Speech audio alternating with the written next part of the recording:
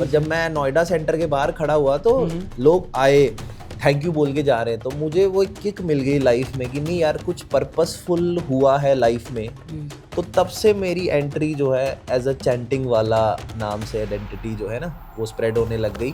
बच्चों ने मुझे बहुत सपोर्ट करा कि कोई नेगेटिव कमेंट कर रहा तो मेरे कुछ बोलने से पहले जो स्टूडेंट मेरे को देख रहे हैं वही उनको जो है ना अच्छे तरीके से रिप्लाई दे दे रहे। तो कोई पेरेंट्स है अपने बच्चों को, हर किसी का सपना होता है कि मैं अपने बच्चों को डॉक्टर बनाऊं।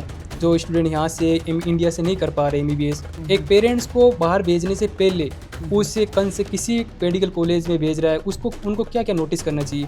जिस यूनिवर्सिटी में बच्चे को भेज रहे हैं वो जो है ना अपने 2021 में जो NMC का रेगुलेशन आया था उसको वो यूनिवर्सिटी पूरा MC अप्रूवल है, सब कुछ देख रही है, इंग्लिश मीडियम है पूरी, और WHO रिकॉग्नाइज है या नहीं है।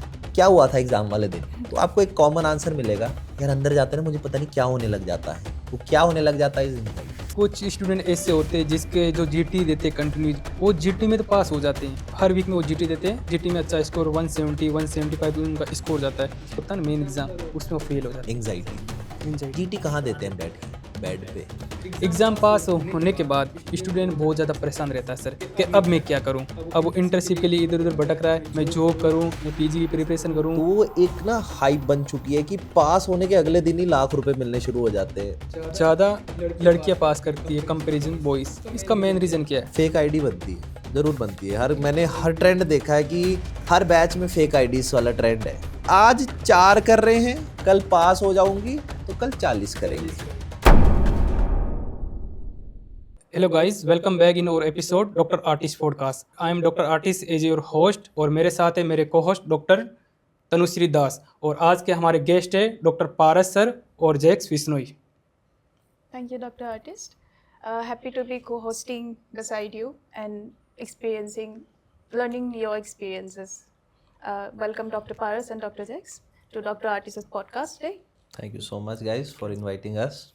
आपकी कैसी रही आज तक की जर्नी रही इस मेडिकल फील्ड में? How to start your preparation in medical field? So basically my name is Dr. Paras.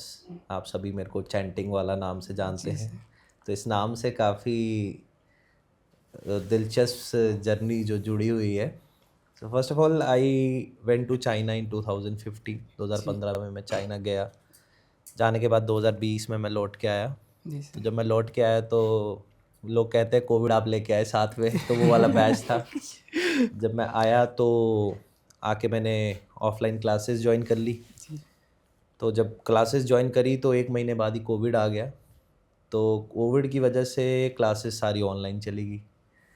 Online होने के बाद में अब बहुत सारी जगहों पे क्लास बंद हो गई। बहुत फ्यू प्लेटफॉर्म्स थे जो ऑनलाइन क्लास प्रोवाइड करा पा रहे थे। तो 2020 में जब मेरा एग्ज़ाम क्लियर हो गया तो कोविड चल ही रहा था तब। चलते के साथ में मुझे एक मेंटर मिले, तो उन्होंने थोड़ा मेरे को गाइड करा कि ऐसे ऐसे चीज़ें करते हैं। तो जैसा बहुत ज़्यादा स्क्रिप्टेड नहीं था, तो मैंने सबसे पहले वो चीज़ करी स्क्रीन पे जो मैं खुद के लिए करता हूँ। जी सर। सिर्फ पढ़ाई नहीं, पढ़ाई के बीच में कहाँ जोक क्रैक हो सकता है जी, कहाँ कोई ऐसा निमोनिक बन सकता है, कहाँ गाने की फॉर्म में, कहाँ कहानी बन सकती है। तो मुझे लगा एक बारी करके देखते हैं। तो ऐसे यूट्यूब पे लाइव आए थे, सर थे गाइडेंस के लिए, मेंटर थे साथ में, तो कर रहे थे। तो करते करते देखा कि जो लोग घर पे बैठे हुए थे उनको काफ़ी बोरियत हो रही थी अकेले पढ़ने में। तो कोई इंसान आ रहा है यूट्यूब पे लाइव, और लाइव में वो कुछ 2 घंटे 3 घंटे में आपको अच्छा खासा कंटेंट रिवाइज करा के जा रहा है, साथ में आपको हंसा भी रहा है, जी बिल्कुल, साथ में आप साथ बातें भी कर ले रहा है ना। और आप ही में से कोई एक है, आप ही की हम उसकी उम्र का भी है। तो कहीं ना कहीं मुझे फीडबैक्स आने लग गए अच्छे कि हाँ नहीं मज़ा आ रहा है। क्रिटिसिज्म भी था, उसमें तो कोई दो राय की बात ही नहीं कि ऐसा क्यों, गाता कौन है, ये क्यों कौन करता है। पर मुझे लगता है ना कि फन लविंग पर्सन जो है ना वो ज़्यादा है एज कम्पेयर टू सीरियस वाले। तो बुरा मुझे उनकी बात का भी नहीं लगा, बट ये है कि हाँ कि जो फन लविंग वाले थे वो जुड़ते गए तो पढ़ाई तो हो ही रही है। ऐसा नहीं है कि सिर्फ गाना हो रहा है, तो गाने की फॉर्म में भी पढ़ाई हो रही, तो लोगों को चीज़ें याद होने लग गई। तो जब पहला एग्ज़ाम हुआ तो मुझे अभी भी याद है, तब मेरे लिए बहुत नई चीज़ें थी सारी चीज़ें। मैं रात भर जगता था, नोट्स बनाता था, समझता था, और वो मेंटर थे, मेरे को बताते भी थे ये चीज़ ऐसे ऐसे करके, तो हम उसको करते थे। तो यूट्यूब पे लाइव आ जाते थे, जहाँ मैं थोड़ा सा अटकता था वो मुझे सपोर्ट भी कर देते थे। तो इस तरीके से हमने इसको यूट्यूब पे करा। तो अब जब एग्ज़ाम का रिज़ल्ट आया तो मैं लोगों को नहीं जानता था, पर जब मैं नोएडा सेंटर के बाहर खड़ा हुआ तो लोग आए, थैंक यू बोल के जा रहे हैं। तो मुझे वो एक किक मिल गई लाइफ में कि नहीं यार, कुछ पर्पसफुल हुआ है लाइफ में। तो तब से मेरी एंट्री जो है एज अ चैंटिंग वाला नाम से आइडेंटिटी जो है ना, वो स्प्रेड होने लग गई। तो एक एफएमजी होने के साथ साथ में एक चैंटिंग वाला कॉन्सेप्ट आया, तो सब जगह उसकी बात भी होने लगी कि चैंटिंग में कराते क्या है। तो कराते यही थे कि कंटेंट था, उसको समराइज़ करा, उसको थोड़ा सा इनोवेटिव बनाया ताकि चीज़ें लोगों को एग्ज़ाम तक वो बेयर मिनिमम उतनी है जो याद रह जाए। तो सबसे पहली जो चैंटिंग का कंटेंट मैंने बनाया था वो उतना ही बनाया था जितने से मेरा पेपर क्लियर हुआ था, हो जाए बिल्कुल। जितने मेरा खुद का हुआ था। तो सबसे पहला कंटेंट जो आया था तो उसी बेस पे था। फिर धीरे धीरे जैसे आगे बढ़ते गए, हर एग्ज़ाम में मैं पैटर्न रीड करता हूँ। आज 8 एग्ज़ाम हो गए मुझे पढ़ाते हुए चैंटिंग वाला पार्ट।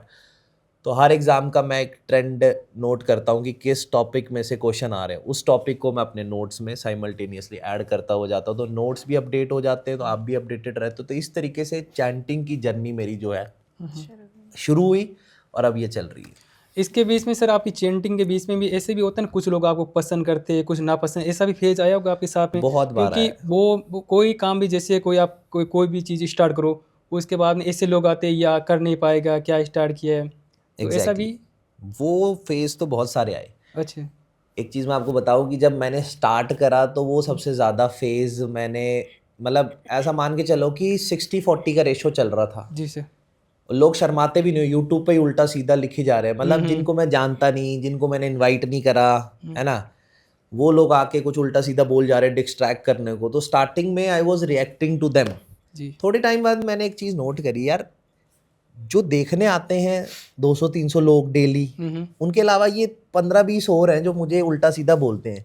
तो मैं ये 200-300 का नुकसान क्यों करूं इनके चक्कर में। तो धीरे धीरे मेरी हैबिट डेवलप हुई टू इग्नोर। अब कोई भी कुछ बोल रहा है तो वो कमेंट चला जा रहा है, नीचे पास ऑन हो जा रहा है। और बदले में बच्चों ने मुझे बहुत सपोर्ट करा कि कोई नेगेटिव कमेंट कर रहा तो मेरे कुछ बोलने से पहले जो स्टूडेंट मेरे को देख रहे हैं वही उनको जो है ना अच्छे तरीके से रिप्लाई दे रहे। तो आई वाज वेरी हैप्पी कि यार किसी से कोई झगड़ा नहीं, कुछ नहीं। तो आप अपना काम करते जाओ, जिनको काम पसंद है वो लोग आपकी सपोर्ट करते जाएंगे। तो वो धीरे धीरे करते कट डाउन होता चला गया। तो अब मुझे लगता है इक्का दुक्का वो सबके ही हैं, वो हर तो फेज में आते हैं सर ऐसे। इस तरीके से मुझे वो मेरा टफ टाइम था शुरू में। तो मेरे से बर्दाश्त नहीं होता था शुरू में, मुझे गुस्सा आ जाता था, ऐसे कैसे बोल दिया बेल लिया, मैं तो इसको जानता भी नहीं हूँ। जी सर।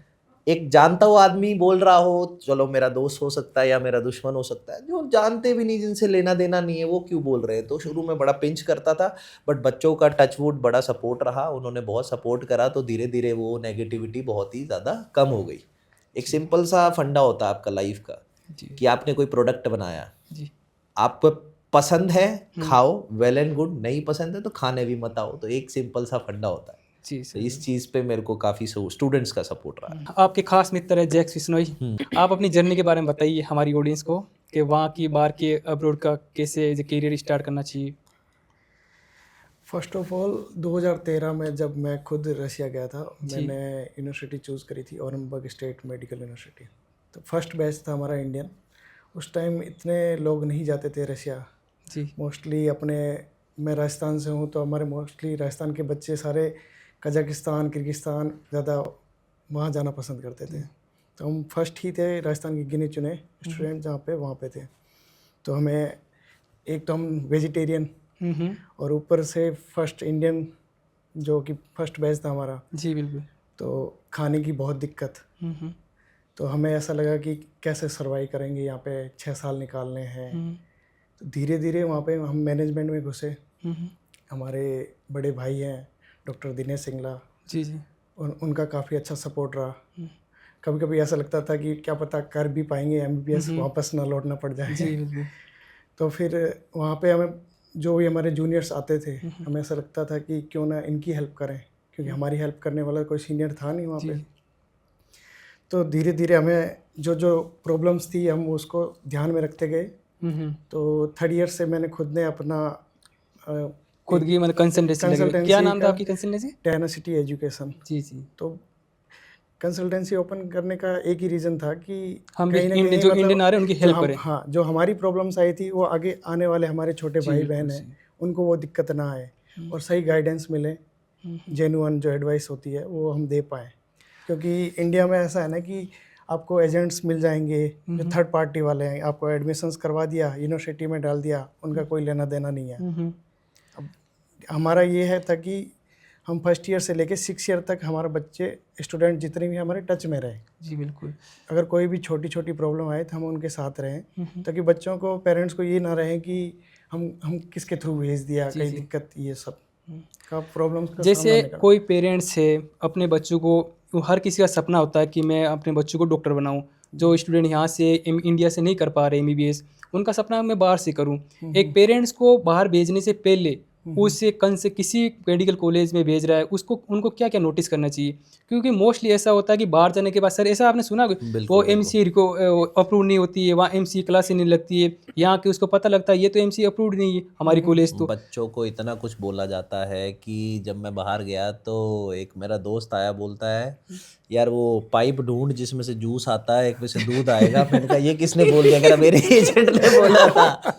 एक दूसरा बोला कि यार वो खिड़की ढूंढ जिसमें से बाहर हाथ डालो तो सेब निकल के आते हैं। तो मैंने कहा ये सब भी बोला जाता है बच्चों को लिटरली बाहर सर पहुंचाने ऐसा के ही लिए। हुआ था जब हमारा 17-18 एज आया था ना सर। हाँ। उनके पेरेंट्स को ऐसे बना के वहाँ भेजा गया था कि आपकी 15 लाख में 20 लाख में आपकी एमबीबीएस कंप्लीट हो जाएगी, कि आपको खाना पीना टिकट वगैरह सब इंक्लूड करके देंगे।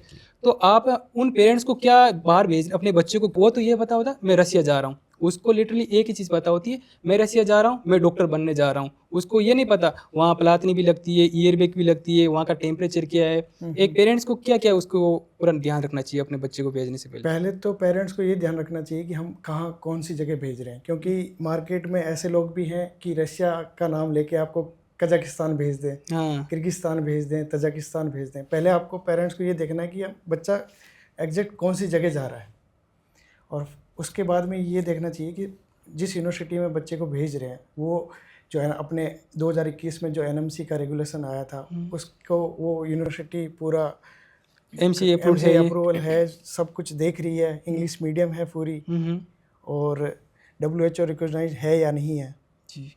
मेन तो यही है। और वहाँ पे वहाँ जाने के बाद स्टूडेंट्स को, जैसे वहाँ पहुँच गए, भेज दिया, मम्मी पापा ने भेज दिया, वहाँ जाने के बाद फिर उनको तो दे ऑन देयर ओन वहाँ पे, तो वहाँ पे पर्सनली, फिर एकेडमिकली, फिर फाइनेंशियली भी वो सारे प्रॉब्लम्स कैसे कैसे होते हैं, या मतलब जो फ्रेशली गया है अभी अभी?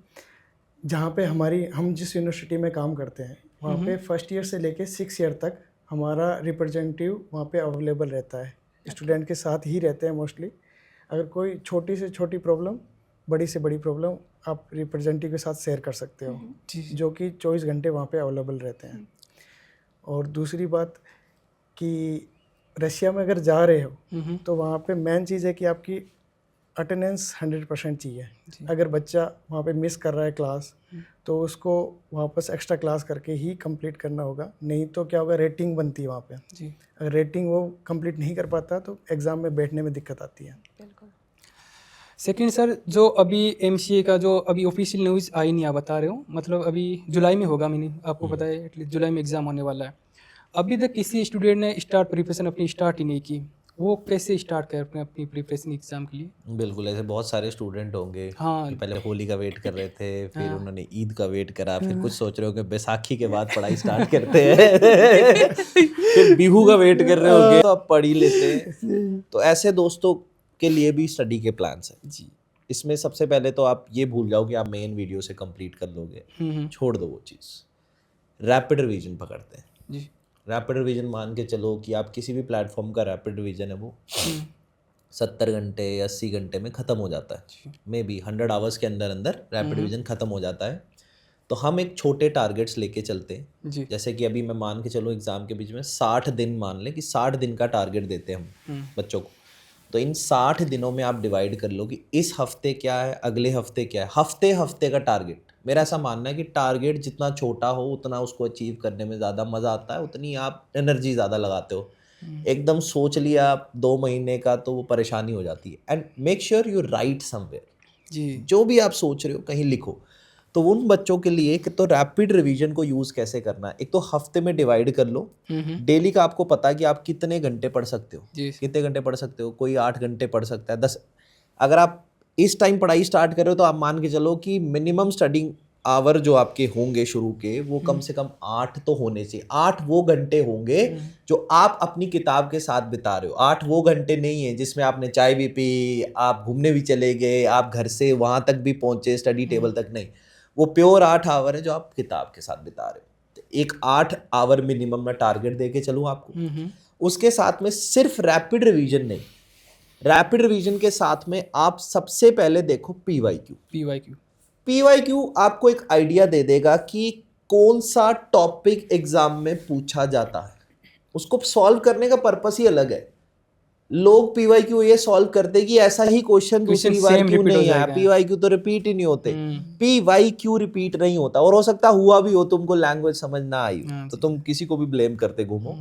PYQ से टॉपिक क्लियर हो गए, रैपिड रिवीजन से ओरिएंटेशन हो गई सब्जेक्ट की, 2 चीज होगी। तीसरा जो काम करना है वो है MCQs का।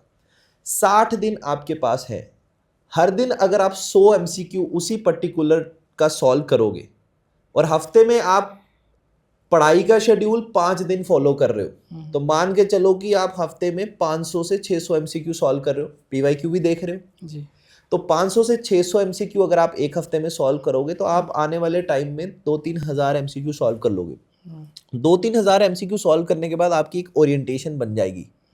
तो कई बार एग्जाम में ऐसे क्वेश्चन आते हैं कि तुक्का भी सही बैठ जाता है, जिसमें पता नहीं लग रहा होता क्या करना। पर अगर आप रेगुलर प्रैक्टिस में हो क्वेश्चंस के, तो आपको एक सिक्स सेंस बोलने लग जाती है कि इसका आंसर इस तरीके से हो सकता है, क्योंकि उससे पहले आपने काफी क्वेश्चन सॉल्व कर चुके ऑलरेडी।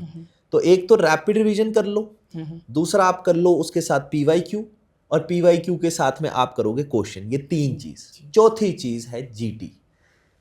GT बहुत सारे बच्चे इसलिए नहीं देते कि GT में इतने नंबर आ जाएंगे तो एग्जाम में भी उतने आएंगे। ये कुछ बच्चों के लिए सही बैठता है और बहुतों के लिए नहीं बैठता है। मेरा पर्सनली एज अ मेंटर ये मानना है कि ये कोई क्राइटेरिया नहीं है एग्जाम में मार्क्स का। GT से आपको एक ओरिएंटेशन होती है, एक GT पहला GT दिया जाता है तो आपको ये आइडिया हो जाता है कि 19 सब्जेक्ट में ऐसे कौन से वाले सब्जेक्ट हैं जो मेरे कमजोर है, मुझे किस पे ज्यादा काम करना है, तो वो एक GT वो हेल्प करेगा। अच्छा चलो, बच्चे कहते हैं कि चलो जी जितने नंबर GT में आते हैं उतने ही एग्जाम में आएंगे। चलो आज GT में 200 नंबर आ गए, आज पढ़ना बंद कर दोगे तो क्या एग्जाम में 200 आएंगे? गारंटी दोगे? नहीं। लास्ट दिन तक जो पढ़ेगा उसके नंबर और बढ़ के ही आएंगे। आज हो सकता है 120 आ रहे, 110 आ रहे, पर आपने अपनी गलती से सीखा और अगले वाले 60 दिनों तक आपने वो चीज़ प्रैक्टिस कर ली कि मैंने ये 4 चीज़ तो करनी है, तो आपका स्कोर पक्का बढ़ेगा। आप जिस दिन भी 8 घंटे की पढ़ाई कर रहे हो, आप मान के चलो कि आप नंबर ऐड ही कर रहे हो, कम नहीं कर रहे अपनी लाइफ में से। जितना भी आपका बेस लाइन है, किसी बच्चे का बेस लाइन 110 की लाइन में आता है, किसी का 100 की लाइन में आता है, तो बेस लाइन से ऊपर ही बढ़ोगे, पीछे कभी नहीं आओगे। नहीं पढ़ोगे, सिर्फ GT के स्कोर से खुश हो जाओगे तो वो बेस लाइन नीचे आती जाती है और 100 से 90 कब आ गई, 80 कब आ गई, 70 पता भी नहीं चलेगा आपको। तो लास्ट के दिनों के लिए बच्चों के लिए ये एडवाइस है, ये 4 चीज कर लो, एग्जाम में पक्का पास हो जाओगे। और 5वीं चीज ये है कि कॉन्फिडेंस आपको पूरा होना चाहिए। जो मैं पढ़ रहा हूँ, जो मेरे टीचर ने मुझे पढ़ाया है, पेपर में यही आएगा। अगर ये 2 लाइन आप अपने आप को डेली फीड करोगे और आपने बहुत अच्छे टीचर से पढ़ा, बहुत अच्छा ऐप ले लिया, डेली 12 घंटे पढ़े और कॉलेज के फर्स्ट ईयर से पढ़ रहे हो, पर पढ़ने के बाद एक चीज बोल देते हो, पता नहीं एग्जाम में आएगा कि नहीं आएगा, पता नहीं इसमें से क्वेश्चन है, तो कभी भी आप नहीं उस चीज को याद कर पाओगे। जैसे मैं कभी पढ़ाते पढ़ाते स्टूडेंट को याद कराने का मेरा बहुत तरीका है, मैं कहता हूँ इसमें से क्वेश्चन आएगा, सोता हुआ आदमी भी एक बार को खड़ा हो बैठ जाता है। बिल्कुल ये फेक बात है सर। ये अच्छा इसमें से मेरा पेन कार्ड ढूंढ रहा है तो ये तरीका है, मेरा तरीका है अपने बच्चों को याद कराने का। आएगा देखिए आने वाले टाइम में आएगा तो वो फटाफट उठ के आएगा और उसी में से आसपास से आएगा, उसी टॉपिक में से आएगा। तो ये एक चीज अगर आप कर लोगे, आज से भी पढ़ाई स्टार्ट करोगे, मैं बोलता हूँ आपको रोक ही नहीं सकता कोई, 150 के पार ही गिरोगे। सर मेन इस एग्जाम का मतलब कॉन्फिडेंस होना चाहिए बंदे को। बहुत एकेडमिकली ब्रिलियंट बच्चा है, वो आया, उसने ज्वाइन करी कोचिंग, बहुत अच्छा स्कोर है, डेली पढ़ रहे हैं, सब चीज़ है, एग्ज़ाम में गए, नंबर नहीं आ रहे, तो इनिशियली हम सबको ब्लेम करते हैं, पर कभी आप उस बच्चे से ना पर्सनली पूछना कि क्या हुआ था एग्ज़ाम वाले दिन, तो आपको एक कॉमन आंसर मिलेगा, यार अंदर जाते ना मुझे पता नहीं क्या होने लग जाता है। वो क्या होने लग जाता है इज एंग्जाइटी, जो उसको रोक रही है, उसका दिमाग नहीं रोक रहा, उस दिन उसका डर रोक रहा है। तो एक बहुत सारा रीज़न है एंग्जाइटी। अगर आपको मैनेज करने नहीं आ रही है तो आप कितनी अच्छी पढ़ाई करते हो। मैंने ऐसे बच्चे देखे हैं, टू बी ऑनेस्ट, 1-2 महीना पहले किताब उठाई, जो मैंने बोला ना, वो ऐसे बोलते हैं सर जो बोलोगे वही करूँगा, बता दो क्या करना है भाई, ये कर ले। वो ईमानदारी से करते हैं और सक्सेस हो जाती है। कैसे हो जाती है? एग्जाम वाले दिन गए हैं, खोने को कुछ है नहीं ज्यादा, कुछ हाँ बिल्कुल वो अलग कॉन्फिडेंस से रिलैक्स मूड से जाएगा। बाकियों के ऐसे माथे बने हुए होते हैं इस तरीके से, हाँ क्या होगा वो जाता है आधी बढ़िया, टेंशन हो सब रहती बढ़िया होगा लग रहा है, क्या भाई डर वर कोई डर और नहीं ना है। कि हम कुछ करके वैसे ही नहीं तो वो जाके वहां आंसर पे आंसर मार कर रहा है और सही करके आ रहा है, और जिसने बहुत ज्यादा पढ़ रखा है वो अच्छा ए आंसर, फिर मिक्सअप भी हो जाती है सबको। मिक्सअप हो जाता मिक्सअप है। हो जाते हैं, हाँ। अच्छा मैंने ये वाली बुक में, अच्छा वो मल्टीपल उसमें से, अच्छा वो वाली बुक में ये भी दे रखा था, ये बी भी हो सकता है, तो वो ए बी आंसर चेंज करके आता है। और सी आंसर चेंज बहुत बड़ा रीजन बच्चों का एग्जाम में 2 नंबर 4 नंबर 5 नंबर 10 नंबर से रहने वालों का सबसे एक बड़ा ड्रॉबैक है। हजारों बच्चों का फीडबैक है। मैं आज तक ज्यादा नहीं तो 50,000 बच्चों से इंटरेक्ट कर चुका हूँ पोस्ट एग्जाम, 8-9 एग्जाम मुझे हो गए पढ़ाते हुए भी। आंसर चेंज कर दिए, आंसर चेंज ही नहीं करना है, क्योंकि इंस्टेंट हाँ चेंज करना है जहां आपको लगता है कि नहीं आपकी सॉलिड इन्फॉर्मेशन आपको याद आ सकती है। वो 2-4 ही क्वेश्चन होते हैं जिनमें आपको कॉन्फिडेंस होता है कि नहीं थोड़ा मुझे टाइम लगेगा। चेंज भी क्या करना, उसका एक टेंटेटिव आंसर दिमाग में सोच लो, मार्क मत करो उसको, लास्ट में दोबारा से रिकॉल करके उसको मार्क कर दो। तो ये एक मेरा ओवरव्यू था इस चीज को लेकर के। सर एक कुछ स्टूडेंट ऐसे होते हैं जिसके जो जीटी देते कंटिन्यू, वो जीटी में तो पास हो जाते हैं, मतलब फर्स्ट हर वीक में वो जीटी देते हैं, जीटी में अच्छा स्कोर 170 175 उनका स्कोर जाता है, लेकिन मेन रिजल्ट एग्जाम का तो होता है ना मेन एग्जाम, उसमें वो फेल हो जाते हैं। उसका मेन क्या? एक रीजन एंग्जाइटी। एंजाइटी। जीटी कहाँ देते हैं? बैठ के बेड पे, बेड में देते एसी लगा है, आराम से खाना मिल रहा है, मन चाही ब्रेक ले ली। तो जीटी का एनवायरनमेंट सेट करना बहुत ज़रूरी है। जीटी को मेन एग्जाम की तरह आजकल एक ट्रेंड चला है सीओबीटीज का, कंप्यूटर बेस्ड एग्जाम्स का। जो जैसे अगर गौतम नगर की बात करूं तो वहाँ पे एक फिक्स टाइमिंग में एग्जाम होता है, उतने ही टाइम में आपको एग्जाम देना है। तो उसका और जीटी का बड़ा अंतर है। हो सकता है बच्चे बोलते हैं नहीं जी यही जीटी सीओबीटी हम फोन पे घर पे बैठ के दे सकते हैं। फर्क है, घर पे आप दिमाग में उतना लोड नहीं है जितना आपको वहां बैठ के होगा, क्योंकि आपके साथ में 50 60 70 लोग और एग्जाम दे रहे हैं। तो कहीं ना कहीं मुझे लगता है सीओबीटीज आर बेटर देन जीटीज। और जीटी का एक कारण ये है कि एग्जाम में रिफ्लेक्ट क्यों नहीं हो रहा। एक कारण तो ये हो गया कि किस माइंडसेट से दे रहा है। दूसरा, क्या वो सिर्फ जीटी ही दे रहा है? क्या वो दूसरी बार जीटी को रिव्यू कर रहा है कि नहीं कर रहा है? आपने 4 जीटी दे दिया और आपने रिव्यू नहीं करा, आपने पलट के ये नहीं देखा कि मेरे कौन से वाले सब्जेक्ट कमजोर है, उन पे काम ही नहीं करा, तो आप ऐसे 100 जीटी दे दो, उसका कोई तो फायदा ही नहीं है। जीटी किस लिए? आज क्या गलती हुई अगली बार नहीं करनी है। जहाँ एग्जाम में जो हमारे दोस्त रह जाते हैं, इस बार मैं किस वजह से रहा था, एनालाइज करके अगर उस गलतियों पे भी काम कर ले तो वो अगली बार में कोई नहीं रुकता, अगली बार हो जाता है वो। ठीक है, थोड़ा बहुत रहता है कि हाँ एग्जाइटी हो गई या एग्जाम, कुछ घर के भी इश्यूज होते हैं, पर्सनल लाइफ इश्यूज होते हैं जिन वजह से लोग अटकते हैं। तो वो मैंने काफ़ी सारे लोग देखे हैं कि एग्ज़ाम की तैयारी बढ़िया जा रही है, एग्ज़ाम से 10 दिन पहले घर में कुछ मिस हैपनिंग हो जाती है, तो वो एक पर्सनल इश्यूज है, उनको हम हटा देते हैं। तो मेन जो इशू है वो यही है, जीटी और सीओबीटी में I would prefer COBT because of the environment. तो आपके सवाल का जवाब यही था कि घर पे बैठ के दे रहे हो, किस माइंडसेट से दे रहे हो, वापस रिव्यू कर रहे हो कि नहीं कर रहे हो। तो ये बहुत सारे फैक्टर्स जीटी के साथ जुड़े हुए हैं, जो बच्चा उसको बस दिमाग में फीड करना है और दूसरे को आंसर देना। हाँ भाई कितने जीटी दिए? मैंने तो 10 दे दिए, 8 दे दिए। सिर्फ जीटी लिखना अटेम्प्ट करना इज नॉट जीटी। जीटी का मतलब है रिव्यू करना। क्योंकि सर जो आज क्वेश्चन आपने वो तुक्का मारा, ऐसा नहीं वो एग्जाम में आप तुक्का मार, एग्जैक्टली तुक्का थोड़ी लग जाएगा एग्जाम में। एग्जैक्टली।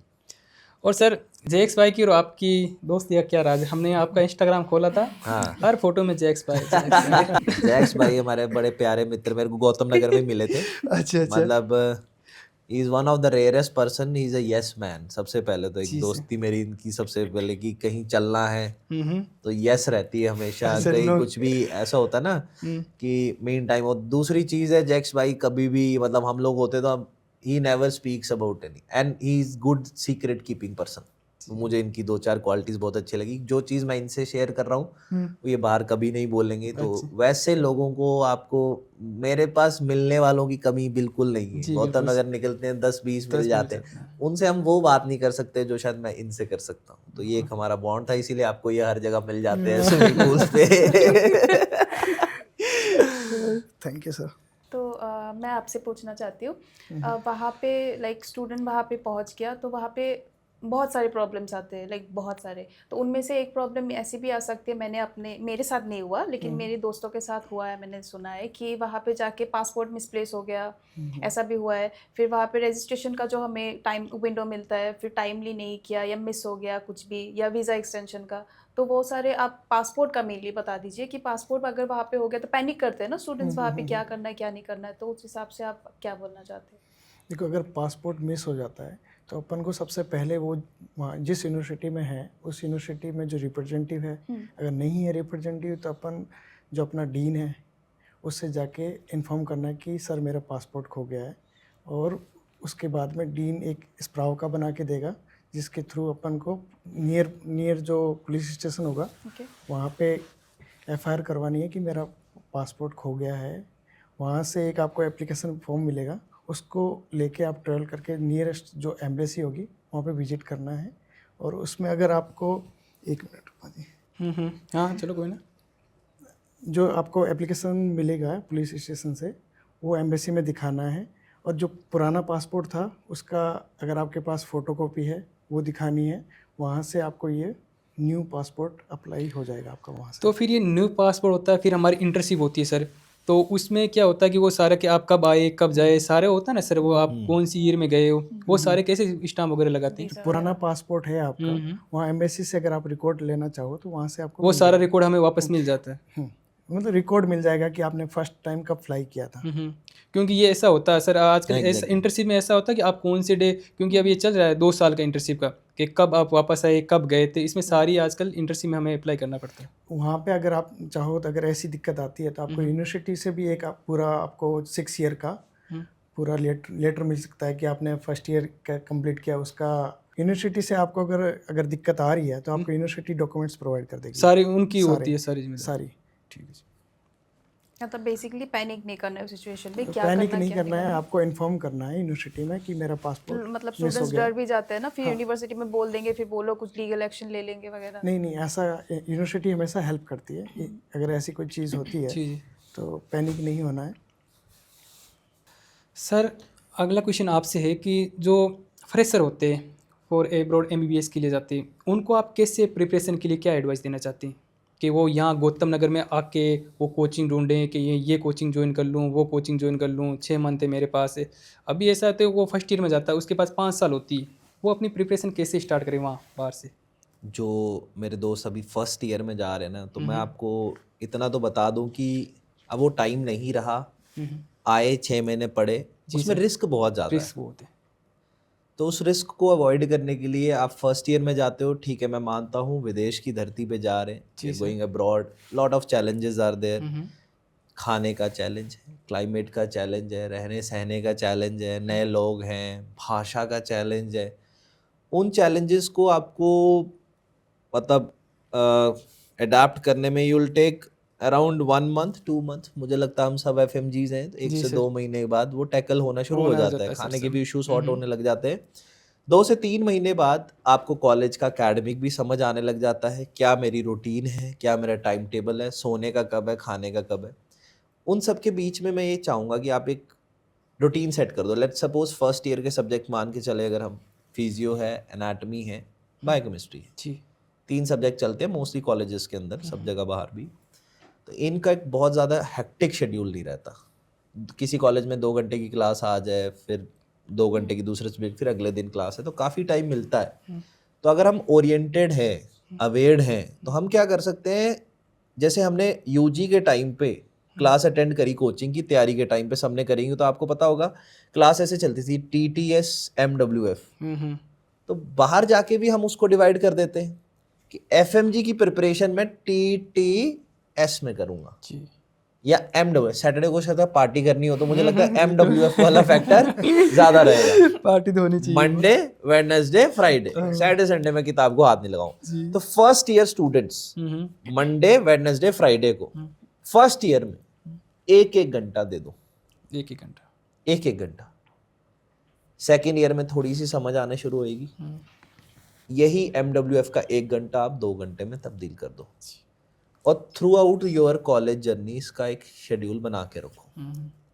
ठीक है, तो जब आप 4th 5th ईयर तक आओगे ना तो आपका यही 2 घंटे अपने आप बढ़ने लग जाएंगे, क्योंकि उस टाइम 3rd ईयर में मुझे लगता है एक एग्जैक्ट टाइम होता है जब स्टूडेंट अवेयर हो जाता है कि अब मेरा पेपर आने वाला, मुझे तैयारी शुरू करनी है। मैंने ये ट्रेंड देखा है कि सबसे ज़्यादा बच्चे जो ऐप परचेजिंग या कोचिंग की तरफ को क्रेज़ बढ़ता है वो 3rd ईयर से शुरू हो जाता है। जी सर। बट अब अगर आपने फर्स्ट ईयर से स्टार्ट करा होगा तो आपको कम से कम फिजियो, बायोकेमिस्ट्री और इन सब चीज़ों में ज़्यादा, सेकेंड ईयर में आपके पैथो जो टाइम टेकिंग सब्जेक्ट है, जिनको हम कहने को बोल सकते हैं कि मीडियम सब्जेक्ट है, मगर आप उसकी और मेडिसिन की या सर्जरी की कॉपी देखोगे तो 19-20 का ही अंतर है, बराबरी बनती है। 200-250 पेज के नोट आपके फार्मा के भी होंगे, तो आप कहीं ना कहीं वो 5-6 सब्जेक्ट का ओरिएंटेशन लेके चल रहे हो साथ में। जी सर। तो मुझे लगता है फर्स्ट ईयर से जो बच्चे जाते हैं वो MWF वाला प्लान फॉलो करो, उसके बाद ये आवर्स अपने आप बढ़ते रहेंगे। जैसे जैसे आपका एग्जाम आता रहेगा, अगर मैं बोल दूं कि 10 दिन बाद एग्जाम है तो आप 24-24 घंटे भी पढ़ोगे। मैं बोलूंगा 10 साल बाद एग्जाम है तो आज 1-1 घंटा तो पढ़ ही सकते हैं। तो उस मॉडल को आप फॉलो करिए, फर्स्ट ईयर वाले, सेकेंड ईयर वाले। और अवेयरनेस आज की डेट में इतनी ज़्यादा है, मुझे लगता है मैं 2015 में गया तो इतनी ज़्यादा कोई अवेयरनेस नहीं थी। आप यूट्यूब भी खोलोगे तो बहुत ज़्यादा कंटेंट भी नहीं मिलता था और कोई इतना ज़्यादा गाइडेंस भी नहीं थी। आज गाइडेंस की बिल्कुल कमी नहीं है। आज बहुत सारे अब्रॉड कॉलेजेस हैं जहाँ FMGs की क्लासेस भी पहुंची हुई है। तो आप गौतम नगर आने का वेट मत करो, पहले से ही लग जाओ। और मुझे लगता है अगर आप पहले से पढ़ोगे ना तो आपको सिर्फ FMG का एग्ज़ाम नहीं दिखेगा। बहुत सारे बच्चे अब्रॉड सेटल होना चाहते हैं, बट वो भी है गौतम नगर आने का ही वेट कर रहे होते हैं। अगर आप फर्स्ट ईयर से पढ़ रहे होंगे तो मुझे लगता है आप सिर्फ FMG नहीं, आप UK का एग्ज़ाम क्रैक करने की तरफ बढ़ रहे हो। आप अमेरिका का जो हमारा USMLE है, फिर हमारा AMC एग्ज़ाम है ऑस्ट्रेलिया का, तो आप उन सारे एग्ज़ाम को कवर अप कर सकते हो अगर आप फर्स्ट ईयर से। और आपका ड्रीम बहुत नैरो है और रिस्क लेना चाहते हो तो मोस्ट वेलकम, उसके रिजल्ट की गारंटी नहीं है। बट आप फर्स्ट ईयर से MWF प्लान फॉलो कर लो, उसकी गारंटी 100% है। 100%। सर आपके लिए एक और क्वेश्चन है, सक्सेस जो वर्ड है, what is success, what does success mean to you after becoming a doctor और जब आप स्टूडेंट थे, द डिफरेंस? जब स्टूडेंट होते हैं ना हम सब स्टूडेंट फेज में, जी सर। जब स्टूडेंट होते हैं तो हमारा गोल बहुत एक, मैं बोल सकता हूँ नैरो रहता है। गोल, हाँ सर। मेरा गोल है FMG में 150 नंबर लाने हैं और उसके बाद मुझे कुछ नहीं करना है, बस घर वालों को डॉक्टर लिख के दे देना है। सबकी यही मोस्टली लोगों की सोच होती है, ठीक है, डॉक्टर लिख के घर पे देना है, उसके बाद मेरे घर पे कोई कमी नहीं है, कुछ नहीं है। बट जब पेपर पास होगा, जब आप फील्ड में निकलोगे तो फील्ड में आप देखोगे कि यार ये तो कुछ भी नहीं था, FMG पास करना कुछ भी नहीं था, असली स्ट्रगल तो अब स्टार्ट हुई है। तो सक्सेस आपको हिट करती है, आपको और सक्सेसफुल होने की तरफ को क्या करती है, मोटिवेट करती है। कैसे? पहले आप इंटर्न बने पास होने के बाद, अब मन कर गया नहीं यार अब थोड़ी सी PG करी जाए। PG खत्म हुई तो सक्सेस कहती है मज़ा नहीं आ रहा, अब SR बना जाए या सुपर स्पेशलिटी की तैयारी करे जाए। तो सक्सेस के बाद, मेरा सक्सेस का ये है कि सक्सेस के बाद और सक्सेसफुल होने की चाहत को मत मारो। आप स्टूडेंट थे, ठीक है, आपकी एक गोल था, पहले 10th एग्जाम का गोल था, 12th का था, फिर FMG एग्जाम का आ गया।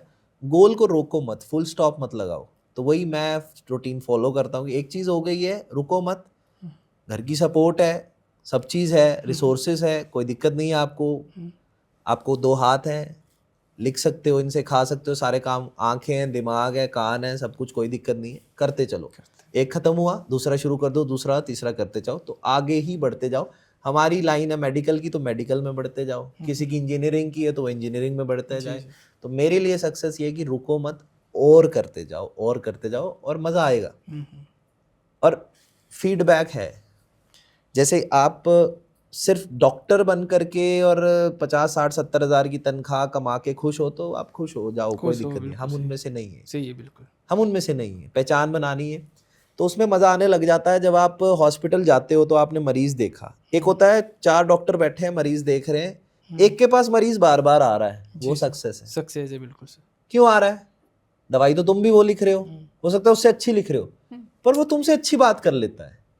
वो घर जाने के बाद भी मरीज का हाल पूछता है, और जब मरीज आता है तो जो मरीज चाह रहा है, जिस तरीके से वो अपनी परेशानियां बताना चाहता है, आप सुन रहे हो, तो वो उसके पास बार बार आता है, वो सक्सेस है। अगर मुड़ के भी आदमी, आपका मरीज 1 महीने बाद वो ठीक हो गया है, उसका हॉस्पिटल में कोई काम नहीं है, फिर भी आपके पास आके थैंक यू बोल जाए, तो उसको सक्सेस बोलते हैं। फिर और सक्सेसफुल होने का मन करता है, आज एक मरीज आया है, कल मेरे पास भीड़ लगी होनी चाहिए, तो वो सक्सेस का मंत्र है मेरे लिए। बिल्कुल सर। जैक्स भाई से हमारा क्वेश्चन है कि जो FMG कॉलेज है वो टॉप 5 कॉलेज कौन कौन से हैं, जो एक मिडिल क्लास के स्टूडेंट होता है वो बाहर जाके अपनी डिग्री कर सकता है, ग्रेजुएशन कर सकता है। जैसे इसमें पीसफुल इन्वायरमेंट हो, अच्छी MCA क्लासेस लग रही हो, MCA अप्रूव्ड हो, ऐसी टॉप 5 कॉलेज कौन कौन सी? रशिया में अगर मैं बताऊं टॉप 5 कॉलेज, तो फर्स्ट नंबर पे तो आएगी अपनी मॉस्को स्टेट मेडिकल यूनिवर्सिटी जी। उसके बाद मैं आपको ऑरेनबर्ग सजेस्ट करूंगा, क्योंकि वो रैंकिंग वाइज भी रशिया के अंदर 2nd रैंक आई है उसकी। उसके बाद पाम स्टेट, मारी, स्मोलेंस्क, मतलब और इनमें से सबसे ज़्यादा FMG रिजल्ट कौन देती, कौन सी college? Orenburg State Medical University. Orenburg से सबसे ज़्यादा पासिंग रेशियो। पिछले बार एग्ज़ाम अपन जो देखें तो उसमें 67% रेशियो था, तो फर्स्ट अटैम्प्ट में बच्चे पास हुए थे। प्रेजेंट टाइम में ऑरेनबर्ग टॉप पे है। टॉप पे वहाँ पे, वहाँ MCA की क्लासेस लगती है वहाँ पे? हाँ जी, हाँ जी, फर्स्ट ईयर से FMG की क्लासेस लगती है। एग्ज़ाम पास होने के बाद स्टूडेंट बहुत ज़्यादा परेशान रहता है सर कि अब मैं क्या करूं, अब उसका एग्ज़ाम क्लियर हो गया, अब वो इंटर्नशिप के लिए इधर उधर भटक रहा है, मैं जॉब करूं, मैं PG की प्रिपरेशन करूं, उसके लिए आप कोई एडवाइस? एडवाइस से पहले मैं एक ट्रेंड बताता हूँ आपको। जी। FMG बच्चा हाँ। पास होने के बाद सबसे पहला सवाल, पास हुए आज, अगले दिन ही जॉब सर जॉब कहाँ से, जॉब दिला दो। तो वो एक ना हाइप बन चुकी है कि पास होने के अगले दिन ही लाख रुपए मिलने शुरू हो जाते हैं। बिल्कुल गलत है, दिमाग से निकाल दो। एक बेसिक सा मैं आपको क्वेश्चन पूछता हूँ। जी सर। आप एक हॉस्पिटल के ओनर हो, मैं आज FMG पास हुआ हूँ, डॉक्टर हूँ, जी सर। मुझे आप काम पे क्यों रखोगे? बिल्कुल आपको काम आना चाहिए, आना चाहिए जरूरी। तभी तो कोई आपको काम पे रखेगा। काम आने के लिए आपको प्रैक्टिस होनी चाहिए कि आपने प्रैक्टिस करी। आपने सिर्फ अभी किताब पे करा है और अपने कॉलेज में किया होगा, बट वो सफिशिएंट नहीं है कि आप अगले दिन ही पैसा कमाना शुरू कर दो। तो बच्चों का गोल है ना जो, वो बहुत गलत है कि पास करा है आज ही पैसे कमाने। नहीं, आज ही सीखना है, पैसे आ जाएंगे, पक्का आएंगे। आपको आपका मेहनतनामा ज़रूर मिलेगा, शुरू में कम मिलेगा, बाद में अप्रोप्रिएट मिलेगा जब आप उस पर्टिकुलर पोस्ट पे। अब दूसरे मैं चीज़ बताना चाहूँगा, जो आपने सवाल पूछा कि बच्चे परेशान रहते क्या करना चाहिए। तो परेशान, मैं आपको बताऊँ, परेशानी का ज़िंदगी से लेना देना बहुत ज़्यादा है। जैसे हम 10वीं क्लास में जब बोर्ड आया, एग्ज़ाम आया, तो क्या हम परेशान हुए कि नहीं हुए? परेशान थे। सोचा कैसे होगा, करते करते हम 12th क्लास में पहुंच गए, तो 12th में भी परेशान होने लग गए, कैसे होगा, हो गए। फिर करते करते हमें डिसाइड करना था कि अब हम बाहर जाएंगे, यहाँ से तैयारी करें, तो कॉलेज ढूंढने में भी परेशानी जी। और जब जा रहे थे फ्लाइट में तो बार बार परेशान हो रहे थे, वहाँ घर वाले और इधर हम, कि जाके कोई लेने भी आएगा कि नहीं। कोई खड़ा भी हो गया एयरपोर्ट पे, और ऐसा कोई कॉलेज है भी है कि नहीं है जहाँ हम पढ़ने जा रहे हैं, वो भी परेशान थे। फिर पहुंच गए जैसे जैसे करते विदेश में। एक FMG की कहानी बता रहा। हाँ बिल्कुल सर। विदेश पहुंच गए, पहुंचने के बाद में देखा भाई इंडियन खाना मिलता है नहीं मिलता है, इस चीज को लेके भी परेशान हुए। फिर यार इस कॉलेज डिग्री देगा कि नहीं देगा, 5 साल भी परेशानी बनी रही। चलो डिग्री भी मिल गई, दूसरी परेशानी शुरू हो गई कि अब कोचिंग कौन सी ज्वाइन करनी है। उसमें भी FMG परेशान रहता है। कोचिंग ज्वाइन करने के बाद एलिजिबिलिटी आया कि नहीं आया, फिर से FMG परेशान है। अच्छा एलिजिबिलिटी आ गया, अब फॉर्म भर दिया, करेक्शन आ गई, उसमें भी परेशान है, भरने के बाद भी परेशान है, मेरा मेल नहीं आया उसका आ गया, फिर परेशान है, यहाँ भी परेशानी खत्म नहीं हुई। फिर आया अपना एडमिट कार्ड, आएगा कि नहीं आएगा उसको सोच सोच के फिर भी परेशान। एडमिट कार्ड आ गया, फिर एग्जाम लिखना है, उसकी परेशानी अलग से। एग्जाम देने की शाम नहीं होती, रिकॉल रिकॉल रिकॉल रिकॉल, उसमें भी परेशान। मेरे इतने आए, बताओ मैं पास हो जाऊंगा कि नहीं, हो जाऊंगा कि नहीं। तो मेरा एक ही आंसर रहता सबको, आप जरूर हो जाओ। नहीं सर, इसमें मैं बोलना चाहता हूँ, एग्ज़ाम देने के बाद स्टूडेंट बहुत ज़्यादा रहता है कि मेरा ये गलत हो गया, ये सही हो गया, उसके बाद होना तो कुछ है नहीं। उसके बाद स्टूडेंट क्या करना चाहिए उस बीच के टाइम उस बीच के टाइम में, एग्जाम और रिजल्ट के बीच रिजल्ट के बीच में वो जितने दिन आपने तैयारी करी और सेक्रीफाइस करे आप, कोई सेक्रीफाइस हो, चाहे वो अपनी प्यार का सेक्रीफाइस हो, चाहे घूमने का सेक्रीफाइस हो, खाने का सेक्रीफाइस हो, या आपके जो रिश्तेदार आपसे नाराज हो गए जिनके घर आप पहुंच नहीं पाए, तो जब तक रिजल्ट नहीं आया ना तब तक आप ना अच्छे में हो ना बुरे में हो, आप बीच में हो, कोई आपको कुछ तो बीच वाले को कोई भी इंसान ज्यादा ना घर वाले परेशान करेंगे ना कुछ, है ना, डालने वाला सर। हाँ। तो कहीं ना कहीं मुझे लगता है कि उस टाइम आपको वो सब चीजें कर लेनी चाहिए। रिजल्ट का पता नहीं, पॉजिटिव नेगेटिव मुझे नहीं पता, पर मुझे पता मेरे पास 20 दिन है, 25 दिन है अभी, इसको तो जी लूं मैं, तो परेशानियां तो फिर भी खत्म नहीं होनी। तो अब मैंने इसी चीज पे वापस आता हूँ कि पास हुए, सॉरी रिजल्ट एग्जाम हुआ तो परेशान, ठीक है, उसके बाद रिजल्ट कब आएगा उस चीज के लिए परेशान, फिर रिजल्ट के बाद स्कोर कार्ड कब आएगा उस चीज के लिए परेशान, फिर पासिंग सर्टिफिकेट की डेट दिल्ली में कब आएगी उस चीज के लिए परेशान, फिर पासिंग सर्टिफिकेट मिल गया, उसके बाद में बोले इंटर्नशिप कब लगेगी उसके लिए परेशान, इंटर्नशिप खत्म हुई अब पीजी में होगा कि नहीं होगा उसके लिए परेशान, पीजी खत्म हुई तो शादी होगी कि नहीं होगी उसके लिए परेशान, और शादी के बाद में बच्चे होंगे कि नहीं होंगे परेशान, उसके बाद में आ जाता है बुढ़ापा, तो परेशानी तो कभी खत्म ही नहीं हुई, मतलब परेशानी सर ये चलती कभी नहीं खत्म हुई। तो जो टाइम एग्जाम के बाद आपको मिल रहा है ना 10 15 20 25 दिन का, जिसमें आपको कोई कुछ नहीं कह रहा क्योंकि सब वॉच कर रहे हैं कि रिजल्ट कब आएगा, है ना, उन दिनों वो सब कर लो जो प्रिपरेशन में नहीं कर पाए थे, और उन दिनों मजा ज्यादा आएगा। सर आपने ऐसे मतलब हम लोग अपना रूटीन अपने हिसाब से सेट करते हैं, हर एक स्टूडेंट अपना अपना है ना, सुबह पढ़ना है रात को पढ़ना है, तो आप मतलब उस हिसाब आपके प्रिपरेशन के टाइम में ऐसी कोई रूटीन या हैबिट आपने बिल्डअप किया जो अभी के टाइम पे आपको बहुत हेल्प कर रही होगी, मतलब एक तो पढ़ाई की बात करूं मैं तो आपका एक सवाल होगा कि दिन में पढ़ते हैं कि रात में पढ़ते हैं, सर ये भी है। तो मैं रात को पढ़ना ज़्यादा प्रेफर करता हूँ।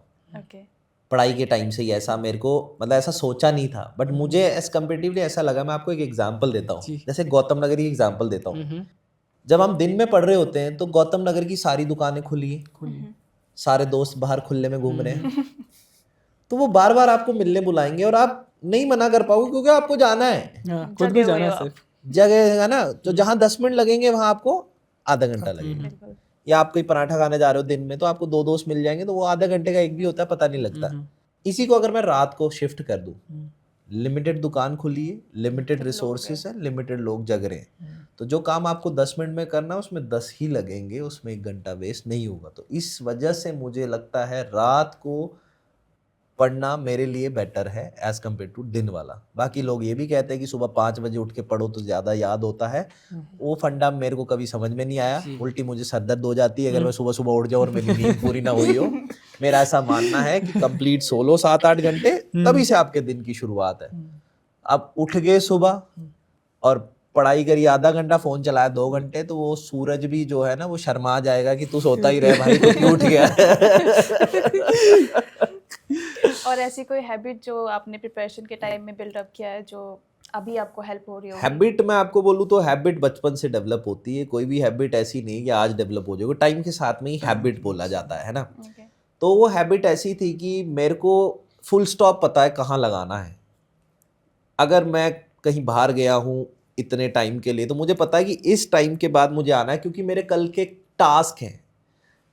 अगर मैं स्टूडेंट लाइफ की बात करूँ तो मुझे पता है मेरी कल सुबह 9 बजे क्लास है, तो 9 बजे क्लास है तो मुझे एनी हाउ 2 बजे से पहले सोना ही पड़ेगा। तो 2 बजे से पहले आप फुल स्टॉप लगा लो अपने, जो भी आप बाहर जा रहे हो या कुछ भी कर रहे हो, दोस्त के साथ में हो, तो तो 2 बजे से पहले फुल स्टॉप। तो वो आदत एक मेरी, वो मैंने वर्क लाइफ में भी देखी कि सुबह 8 बजे ड्यूटी है, नो मैटर आप कितनी बड़ी पार्टी है, कुछ है, आउटिंग है, कहीं गए हो, तो आपको ऑर्गेनाइज होना चाहिए कि इतने टाइम तक मुझे ये काम कंप्लीट करना है। 19-20 हो सकता है, we are not that rigid, उतना ज़्यादा फ्लेक्सिबिलिटी अपने रखनी पड़ती है। तो वो एक आदत कि हाँ सुबह 8 बजे वहां तो पहुंचना ही है, उसके लिए मुझे कितना टाइम चाहिए सोने के लिए, हो सकता है मुझे एक दिन डिसाइड हो कि मुझे 4 घंटे आज नींद चाहिए, इतनी काफ़ी है। तो उस हिसाब से मुझे चीज़ें करना बचपन से ही, लाइक पेरेंट्स की तरफ से ही ऐसा था, थोड़े स्ट्रिक्ट थे पेरेंट्स, तो उन्होंने ऐसा ढाल दिया, तो वो मुझे प्रिपरेशन में हेल्प करा कि मुझे पता है सुबह क्लास है तो मुझे जाना ही। तो I never missed my class, कभी भी नहीं करी, क्योंकि मुझे पता है सुबह मुझे जाना है, इस तरीके से करना है। और कुछ सेट ऑफ दोस्त थे हमारे, तो अगर वो पार्टी में गए हैं तो उनको फुल स्टॉप नहीं पता कहाँ लगाना है, तो वो पूरी रात पार्टी कर रहे हैं, तो अगले पूरे दिन सो रहे हैं, फिर 2-3 दिन बीमार रह रहे हैं, तो पूरा सब्जेक्ट खत्म हो गया। तो उसका कोई पर्पस नहीं है। सर अगला क्वेश्चन आपसे है, वैसे सुनने में आता है ना, ऐसे मतलब हर कोई बोलते हैं, जो नॉन मेडिकोस है मोस्टली वो उनके मुंह से सुनने में आता है कि बाहर जा रहे हो, क्योंकि मेडिकल की पढ़ाई IMGs FMGs ये दोनों बिल्कुल अलग कैटेगरीज है सबके दिमाग में। तो बाहर जा रहे हो तो लोग कहते हैं बाहर गए पढ़ने के लिए, पैसे दिए, डिग्री खरीद के लेके आ गए। तो ये जो मिसकंसेप्शन है जो लोगों के बीच में है, उसके बारे में थोड़ा सा बताना, क्योंकि हम लोग को IMGs और FMGs को हमेशा अलग किया गया है, हमें मतलब इक्वलिटी तो कभी भी नहीं हुई है हमारे साथ। मेरा ये मानना है कि उनकी सोच ये गलत है कि FMG अगर बाहर गया है तो पैसे से डिग्री खरीद के लिए आएगा, ऐसा बिल्कुल गलत है। ये चीज़ FMG ही समझ सकता है कि वो 6 साल में उसने क्या किया। क्या किया वहाँ पे। माइनस आपने टेम्परेचर देखा है, -30-40 हाँ, में भी यहाँ क्लास जा रहा है, क्लास ना जाए तो एक्स्ट्रा क्लास देनी हो रही है। तो FMG की स्ट्रगल FMG ही जान सकता है। अगर वो IMG ऐसा सोचते हैं तो वो बिल्कुल गलत है। और वो एग्ज़ाम के बारे में उनको कोई आइडिया नहीं है, उनको ये भी लगता है कि ये भी पैसे दे के निकाल सकते हैं। नहीं, ऐसा कुछ भी नहीं है। अगर मैं तो FMG को रियल हीरो मानता हूँ। अगर वो 6 महीने के अंदर आके 19 सब्जेक्ट पढ़ के, क्लास करके, उसका 3-4 बार रिवीजन करके अगर वो पास कर रहा है तो वो रियल हीरो से कम नहीं है। वो अपनी लाइफ का हीरो है। वो उसको किसी के IMG के कमेंट्स की ज़रूरत नहीं है। वो अपने पेरेंट्स के लिए हीरो है और FMG के लिए तो है ही जी। और वो यूनिवर्सिटी के लिए भी हीरो है एग्जैक्टली कि उसने कहाँ से अपनी डिग्री करी है। जो FMG का रिजल्ट होता है वो ज़्यादा लड़कियां पास करती है कंपैरिजन बॉयज़। इसका मेन रीज़न क्या है? ये आपने देखा होगा कि अच्छा क्वेश्चन है बेसिकली, बहुत रियल आंसर दूंगा मैं आपको। हाँ सर, एक्चुअली में ऐसा ही हुआ है। मेरी फ्रेंड्स ज़्यादा थी ना, लड़कियां थी, वो ज़्यादा पास हो गई। इसका कारण मैंने देखा है गौतम नगर में स्पेशली, मैंने ट्रेंड देखा है कि क्लासरूम है, जैसे हमारी कोचिंग में बच्चे पढ़ रहे हैं तो क्लासरूम में क्या होता है, फेक आईडी बनती है जी। जरूर बनती है। मैंने हर ट्रेंड देखा है कि हर बैच में फेक आईडीज वाला ट्रेंड है, और ये बनाने वाले लड़के फेक आईडी बनाई, फेक आईडी पे मैसेज गया लड़की को और लड़के को जी। अलग अलग, जैसे भी लड़के को भेजेगा कोई लड़का तो छेड़ने के हिसाब से, उसको परेशान करने के हिसाब से, और लड़की को भेजेगा एज एन इम्प्रेस करने के हिसाब से। अंडरस्टैंड? लड़की को मैसेज गया तो लड़की ने उसको क्या कर दिया, ब्लॉक कर दिया। जी। ठीक है, अब आते हैं लड़के पे। लड़के ने क्या किया, लड़के को मैसेज आया, एक किसी लड़की की DP लगा रखी है, बाल आगे आ रखे, शक्ल नहीं दिख रही, नाम रख दिया कोई ही मी शी करके नाम रख दिया। लड़के को मैसेज आता है भरी क्लास में या घर जाके, आज आपकी स्माइल बहुत अच्छी लग रही थी। लगी। तो अब वो लड़का किताब बंद करके पहले तो 20 बार उसको DP को जूम करेगा कि शायद थोड़ी सी शक्ल मैच हो जाए, फिर आती जाती जितनी भी लड़कियां होंगी उनको ये देखेगा कि कहीं ये तो नहीं है जो मुझे मैसेज कर रही थी। और अगर उस मैसेज में ये लिखा हो कि क्लास से बाहर आ जाओ मैं मिलने आई हूँ, तो वो भला आदमी अपनी क्लास छोड़ेगा और पूरे गौतम नगर में घूमता हुआ जाएगा कि कौन सी वाली है जो मुझे मैसेज कर रही है। अब लड़कियां ब्लॉक कर देती हैं, क्योंकि लड़कियों को एक चीज बहुत क्लियर है कि आज 4 कर रहे हैं, कल पास हो जाऊंगी तो कल 40 करेंगे। और लड़के को ऐसा है, आज कर रही है एग्जाम तो फिर 6 महीने में आ जाएगा।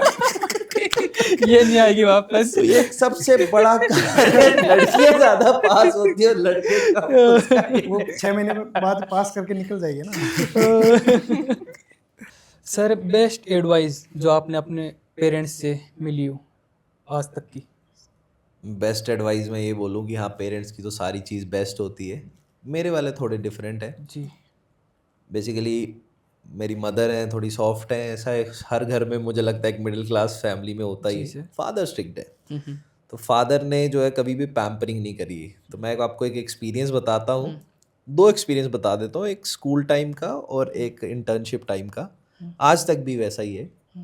स्कूल टाइम में ऐसा था कि जो टीचर बहुत स्ट्रिक्ट होती थी या होता था, तो मेरे फादर सबसे ज़्यादा पसंद उसी टीचर को करते थे जो और स्पेशल उस टीचर को बोल के आते थे कि मेरा लड़का कोई भी गलती करे तो पूछना नहीं है।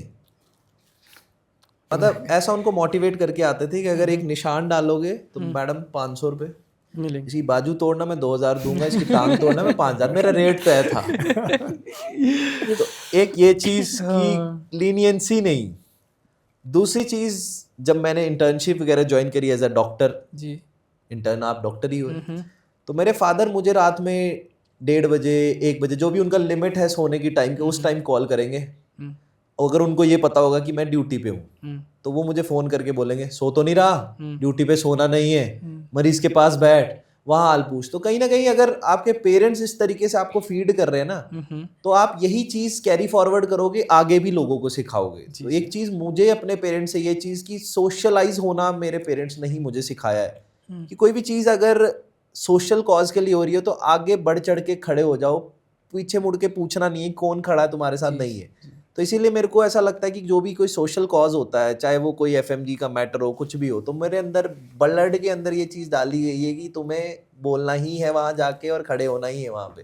तो ये चीज़ मुझे पेरेंट्स से मिली है। जैक्स भाई, सर्कल, फ्रेंड सर्कल लाइफ में कितना मैटर करता है आपके अकॉर्डिंग? कि जैसी आपकी संगति होगी आप वैसे ही बन जाओगे। जिस संगति में, जैसे आप पारस सर आपके खास मित्र है। बिल्कुल मैटर करता है सर्कल, और जहाँ आप रहते हो कैसे लोग हैं, उनकी दिनचर्या क्या है, उनका हाव भाव कैसा है, व्यवहार कैसा है। अगर मैं पारस भाई के साथ में रह रहा हूँ, कहीं ना कहीं अगर मेरे को लग रहा है कि ये चीज़ गलत है, तो पारस भाई बोलेंगे कि ये चीज़ गलत है, ऐसे नहीं करना, ये चीज़ ऐसे करेंगे तो एक अलग इम्पेक्ट पड़ेगा लोगों पे। तो वो चीज़ें छूटती भी है जो नेगेटिव चीज़ है। तो फ्रेंड सर्कल का तो हमेशा साथ, अगर अच्छे लोग हैं तो बहुत इम्पैक्टफुल है। Sir, best relationship advice for medicos? मिल जाए तो मिट्टी, खो जाए तो सोना। जिसको पहले से मिली हुई है उनके लिए? इनको पहले से मिली है तो मैं यही चाहूँगा, संभालो, गो गेट मैरिड। बहुत ज़्यादा एक्सपेरिमेंट मत करना लाइफ के अंदर। अगर आपका कॉलेज से कोई रिलेशन चल रहा है या यहाँ भी जो रिलेशन, जितना जब आप 25, 26, 27 साल की उम्र में आते हो तो make sure you have a very quality relationship. उस टाइम पे you can't do things you are doing at 18, 19, 20। तो टाइम नहीं है वो सब, वो बेबी बाबू शोना करने का। Get mature, get married and stay happy. बहुत ज़्यादा लोग आपको मिलेंगे नहीं लाइफ में जिनके साथ आप दोबारा से वही एनर्जी इन्वेस्ट करना चाहोगे।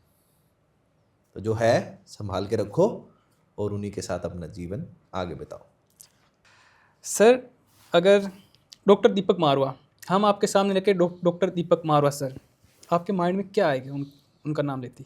एक पहाड़ आएगा जिस पे बहुत सारी नॉलेज है। जी सर। और एक नदी आएगी जिसमें बहुत सारा डिसिप्लिन है। डिसिप्लिन। Doctor Dhawan sir? बहुत सारी पॉजिटिविटी, बहुत सारी सपोर्ट, बहुत सारा प्यार। Doctor Salman sir? खूबसूरती। हर कोई दीवाना है सर इसका। गाने, मतलब सर का गाना मैं खुद सर से पढ़ा भी हूँ, तो गा करके क्लास में गाते हुए एंटरटेनमेंट उनका फुल रहता है। जी। वो चीज़ अच्छी है सर का। डॉक्टर प्रीति मैम? प्रीति मैम रानी है 2 सब्जेक्ट्स की। मैं उनको एक ही टाइटल देना चाहूँगा, mnemonic queen. Mnemonic queen. Doctor जेनेब वोरा? जेनेब वोरा मैम BTR की रानी है। एक क्रिएटिविटी थी नॉलेज के साथ में। सर, कोई आपकी खास शायरी है? कहते उस चांद को गरूर है, उस चांद को गरूर है, उसके पास नूर है। नूर है। उस चांद को गरूर है कि उसके पास नूर है, पर उसे ये नहीं पता कि हमारे सारे FMG भाई को ही नूर है। नूर है। बस यही। सर, कोई खास आपके एनर्जी मंत्रा फॉर स्टूडेंट के लिए? मेरा तो एक सबसे पहला है I will pass. I will मुझे लगता है कि ऐसा बोलने से इंसान के अंदर से एक कॉन्फिडेंस आता है, और दूसरा बोल दो कि भाई अब की बार 200 पार, एक मोटिव। सो हेलो गाइस, तो आज ये एपिसोड आने वाला है आपका डॉक्टर आर्टिस्ट पॉडकास्ट पे। तो डू सब्सक्राइब दिस चैनल, और इंटरेस्टिंग पॉडकास्ट आते रहेंगे आपके लिए। Thank you so much.